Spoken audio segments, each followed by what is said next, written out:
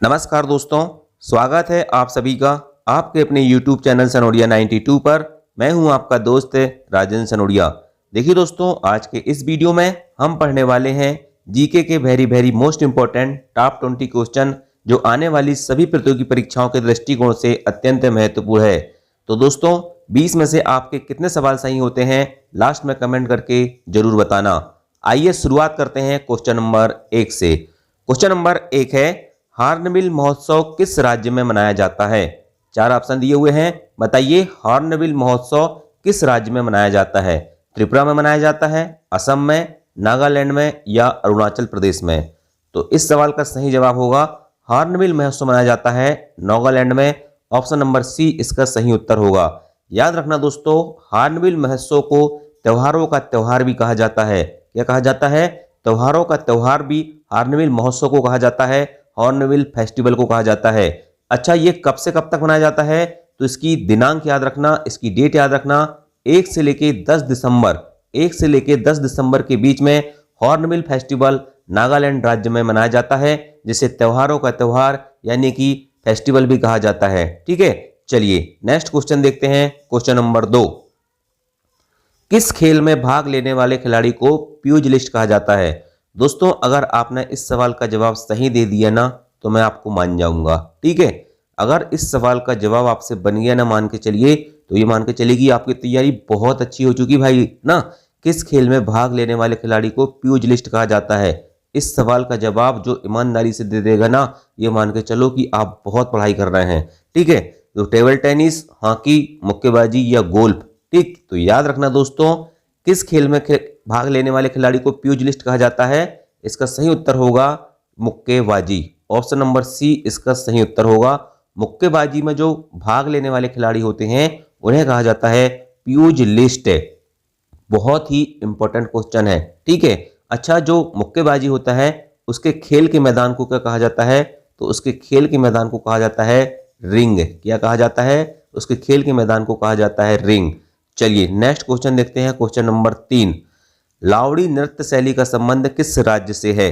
तो लावड़ी नृत्य शैली का संबंध किस राज्य से है? लावड़ी नृत्य शैली का संबंध है महाराष्ट्र से। ऑप्शन नंबर डी इसका सही उत्तर होगा।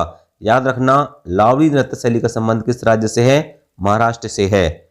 अगला सवाल देखते हैं, सवाल नंबर 4, उस्ताद बिस्मिल्लाह खान किस वाद्य यंत्र से संबंधित हैं? बताइए उस्ताद बिस्मिल्लाह खान कौन सा वाद्य यंत्र बजाते हैं?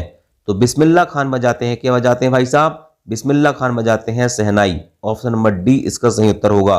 बिस्मिल्लाह खान कौन सा वाद्य यंत्र बजाते हैं? शहनाई बजाते हैं। ठीक है, चलिए next question. Question number 5, Bharat में नृत्य के लिए दिए जाने वाला सर्वोच्च पुरस्कार कौन सा है? तो भारत में नृत्य के लिए दिए जाने वाला सर्वोच्च पुरस्कार कौन सा है? इसका सही उत्तर है, चलिए आप भी थोड़ी देर सोच लीजिए, 5 सेकंड का समय आपको देता हूं। तो भारत में नृत्य के लिए दिए जाने वाला सर्वोच्च पुरस्कार है संगीत नाटक अकादमी पुरस्कार। ठीक है, और इसकी शुरुआत कब हुई थी? 1952 में हुई थी। 1952 में इसकी शुरुआत होती है। चलिए next question. Question number 6, Rajya Sabha में अधिकतम सदस्य संख्या कितनी हो सकती है? बताइए भाई साहब, राज्यसभा में अधिकतम सदस्य संख्या कितनी हो सकती है? तो आपको पता है संसद के 2 सदन होते हैं, एक होता है राज्यसभा और एक होता है लोकसभा। राज्यसभा को कहते हैं उच्च सदन और लोकसभा को कहते हैं निम्न सदन। तो राज्यसभा में अधिकतम सदस्य संख्या हो सकती है 250। ऑप्शन नंबर डी इसका सही उत्तर होगा। ठीक है, राज्यसभा में अधिकतम सदस्य संख्या कितनी हो सकती है? 250। वही हम लोकसभा की बात करें तो लोकसभा में हो जाएंगे आपके कितने? लोकसभा में हो जाएंगे आपके 550। इसलिए इस सवाल का सही उत्तर होगा राज्यसभा में अधिकतम सदस्य संख्या हो सकती है 250। ऑप्शन नंबर डी इसका सही जवाब होगा। नेक्स्ट क्वेश्चन है, मौर्य साम्राज्य की राजधानी क्या थी? बड़ा ही इंपॉर्टेंट सवाल है। बताइए मौर्य साम्राज्य की राजधानी क्या थी? देखिए आपको पता होगा कि मौर्य साम्राज्य के संस्थापक कौन थे भाई साहब? मौर्य साम्राज्य के संस्थापक थे चंद्रगुप्त मौर्य। कौन थे? चंद्रगुप्त मौर्य। सी से चंद्रगुप्त, एम से मौर्य। अच्छा, मौर्य साम्राज्य का अंतिम शासक कौन था? तो मौर्य साम्राज्य का अंतिम शासक था बृहदत्त। कौन था? बृहदत्त मौर्य साम्राज्य का अंतिम शासक था। स्थापना किसने की थी? चंद्रगुप्त मौर्य ने की थी। और अंतिम शासक कौन था? अंतिम शासक था बृहदत्त। अर्थात चंद्रगुप्त मौर्य के पुत्र का नाम क्या था? बताइए, बिंदुसार था। और बिंदुसार के पुत्र का नाम क्या था? अशोक था। ठीक है, और अशोक के पुत्र का नाम क्या था? महेंद्र था। ठीक, ये सारी चीजें आपको पढ़ना है। बताइए, मौर्य साम्राज्य की राजधानी क्या थी? अभी तक आपने अपना आंसर सोच लिए होंगे। तो मौर्य साम्राज्य की राजधानी थी पाटलिपुत्र। ऑप्शन नंबर डी इसका सही जवाब होगा। Next question, question number 8। Ranjit Singh gold cup का संबंध किस खेल से है? रणजीत सिंह गोल्ड कप का संबंध किस खेल से है? बताइए, कबड्डी से है, क्रिकेट से है, फुटबॉल से है, हॉकी से है? देखिए दोस्तों, पढ़ते तो सब हैं, है ना, पढ़ते तो सब हैं भाई साहब, लेकिन हीरो कौन बनता है? एग्जाम में सफल कौन होता है? जो एग्जाम में जाके बेस्ट परफॉर्मेंस देता है। जब तक आप एमसीक्यू की प्रैक्टिस नहीं करोगे तब तक आपका कॉन्फिडेंस लेवल नहीं बढ़ेगा। एग्जाम में जाके आप गलत क्वेश्चन करके आओगे। ठीक है, तो रणजीत सिंह गोल्ड कप का संबंध किस खेल से है? रणजीत सिंह गोल्ड कप का संबंध है किससे? हॉकी से। ऑप्शन नंबर डी इसका सही उत्तर होगा। रणजीत सिंह गोल्ड कप का संबंध किस खेल से है? हॉकी से है रणजीत सिंह गोल्ड कप का संबंध। नेक्स्ट क्वेश्चन देखते हैं, question number 9। Make in India कार्यक्रम कब लॉन्च किया गया था? मेक इन इंडिया कार्यक्रम कब लॉन्च किया गया था? तो मेक इन इंडिया कार्यक्रम दोस्तों याद रखना, प्रधानमंत्री मोदी जी ने 2014 में लॉन्च किया था। ऑप्शन नंबर बी इसका सही उत्तर होगा, 2014। मेक इन इंडिया कार्यक्रम कब लॉन्च किया गया? 2014 में लॉन्च किया गया।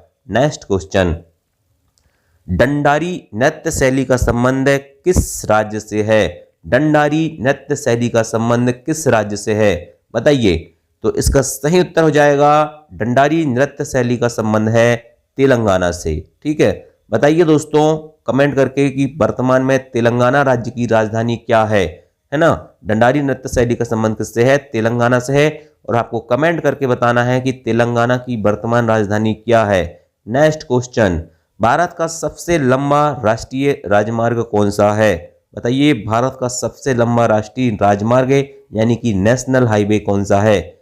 तो इसका सही उत्तर हो जाएगा ऑप्शन नंबर डी, NH-44।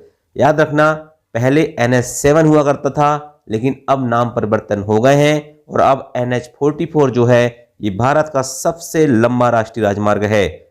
इसकी दूरी कितनी है? तो 3745 किलोमीटर। और कहां से कहां तक है? तो श्रीनगर से लेकर कन्याकुमारी तक है। श्रीनगर से लेकर कन्याकुमारी तक 3745 किलोमीटर दूरी के साथ NH-44 भारत का सबसे लंबा राष्ट्रीय राजमार्ग है। अगर आपसे पूछ ले कि भारत का सबसे छोटा राष्ट्रीय राजमार्ग कौन सा है, तो याद रखना दोस्तों, NH-548 और NH-118 यानी कि NH-548 और NH-118 भारत का सबसे छोटा राष्ट्रीय राजमार्ग है। ठीक है, चलिए नेक्स्ट क्वेश्चन देखते हैं, क्वेश्चन नंबर 12। दक्षिण भारत की सबसे बड़ी नदी का नाम क्या है? दक्षिण भारत भी कह सकता है या प्रायद्वीप भारत भी कह सकता है। ठीक, तो दक्षिण भारत की सबसे बड़ी नदी का नाम है गोदावरी। क्या है? गोदावरी। याद रखना दोस्तों, ये दक्षिण भारत की सबसे बड़ी नदी का नाम है। ठीक है, चलिए नेक्स्ट क्वेश्चन देखते हैं। क्षेत्रफल की दृष्टि से विश्व का सबसे बड़ा देश कौन सा है? क्षेत्रफल की दृष्टि से, एरिया वाइज कह रहा, वो एरिया वाइज विश्व का सबसे बड़ा देश कौन सा है? तो आपको पता होना चाहिए, रूस। रसिया जो है क्षेत्रफल की दृष्टि से विश्व का सबसे बड़ा देश है। अच्छा, जनसंख्या की दृष्टि से कौन सा है? तो जनसंख्या की दृष्टि से है चाइना। नेक्स्ट क्वेश्चन, क्षेत्रफल की दृष्टि से विश्व का सबसे छोटा देश कौन सा है? तो क्षेत्रफल की दृष्टि से विश्व का सबसे छोटा देश भाई साहब वेटिकन सिटी है। और ये किस महाद्वीप में स्थित है? तो यूरोप महाद्वीप के पास एक शहर है रोम, वहीं पर है ये वेटिकन सिटी। और ये क्षेत्रफल की दृष्टि से विश्व का सबसे छोटा देश है, याद रहेगा। चलिए नेक्स्ट क्वेश्चन, भारत में नागरिक सेवा का जनक किसे कहा जाता है? Very very most important question. तो भारत में नागरिक सेवा का जनक कहा जाता है लॉर्ड कॉर्नवालिस को। किसको कहा जाता है भाई साहब? लॉर्ड कॉर्नवालिस को भारत में नागरिक सेवा का जनक कहा जाता है। चलिए अगला सवाल, भारतीय राष्ट्रीय कांग्रेस के सबसे युवा अध्यक्ष कौन थे? तो भारतीय राष्ट्रीय कांग्रेस के सबसे युवा अध्यक्ष बनते हैं Abul Kalam Azad. Option number C इसका सही उत्तर होगा। अच्छा, भारतीय राष्ट्रीय कांग्रेस के मुस्लिम अध्यक्ष कौन थे? प्रथम मुस्लिम अध्यक्ष कौन थे? तो बदरुद्दीन तैयब जी थे। और प्रथम अंग्रेज अध्यक्ष कौन थे? तो जॉर्ज यूले थे। और सबसे युवा अध्यक्ष कौन थे? तो अबुल कलाम आजाद थे। चलिए नेक्स्ट क्वेश्चन देखते हैं भाई साहब। क्वेश्चन नंबर 17, रेड इंडियन जनजाति कहां पर पाई जाती है? रेड इंडियन जनजाति कहां पर पाई जाती है? तो इसका सही उत्तर हो जाएगा कनाडा। और कनाडा कहां पर है? उत्तरी अमेरिका में पड़ता है कनाडा, और वहीं पर पाई जाती है रेड इंडियन जनजाति। याद रहेगा। नेक्स्ट क्वेश्चन, क्वेश्चन नंबर 18, गोल क्रांति का संबंध किसके उत्पादन से है? तो बताइए गोल क्रांति का संबंध किसके उत्पादन से है? गोल क्रांति का संबंध है अंडा उत्पादन से। ठीक है, और ये आपका हो जाएगा गलत। याद रखना, गोल क्रांति का संबंध अंडा उत्पादन से नहीं है, गोल क्रांति का संबंध आलू उत्पादन से है। ऑप्शन नंबर डी इसका सही उत्तर होगा। नेक्स्ट क्वेश्चन देखते हैं। क्वेश्चन नंबर 19, पंपास घास के मैदान कहां पर पाए जाते हैं? तो इस सवाल का सही जवाब हो जाएगा पंपास घास के मैदान कहां पर पाए जाते हैं? अर्जेंटीना में पाए जाते हैं। ऑप्शन नंबर डी इसका सही उत्तर होगा। पंपास घास के मैदान अर्जेंटीना में पाए जाते हैं। नेक्स्ट क्वेश्चन और आज का अंतिम सवाल है, नाबार्ड की स्थापना कब हुई थी? नाबार्ड मतलब क्या होता है दोस्तों? अगर आपको पता होगा तो आप मुझे कमेंट करके बताना नाबार्ड का फुल फॉर्म। ठीक है, तो नाबार्ड की स्थापना होती है 12 जुलाई 1982 को। ऑप्शन नंबर डी इसका सही उत्तर हो जाएगा। चलिए दोस्तों, अब आपकी बारी आ चुकी है, आपको बताना है इन 4 सवालों के जवाब। पहला सवाल है, मौर्य साम्राज्य का संस्थापक कौन था? दूसरा सवाल है, प्रधानमंत्री फसल बीमा योजना की शुरुआत कब हुई थी? नंबर तीसरा सवाल है, भारत का पेरिस किसे कहा जाता है? और नंबर चौथा सवाल है, संविधान की संचालन समिति के अध्यक्ष कौन थे? अगर आपसे ये चारों सवाल के जवाब बनते हैं तो कमेंट करके बताना, और नहीं बनते हैं तो हमारे वीडियो लगातार देखते रहो। तो थैंक यू, जय हिंद, जय भारत।